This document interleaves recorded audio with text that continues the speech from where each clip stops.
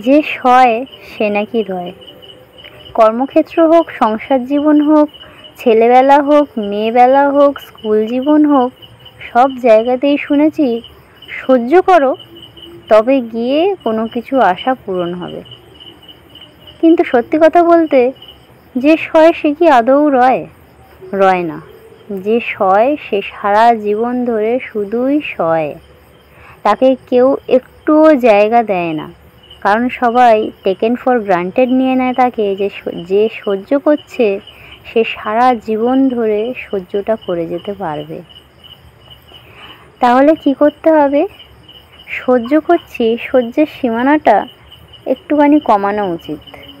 মাঝে মাঝে উত্তর দেওয়া দরকার, নয়তো সে বুঝবে না যে আমারও মেরুদণ্ড আছে, আমারও ভালো লাগা খারাপ লাগা সব কিছুই কাজ করে।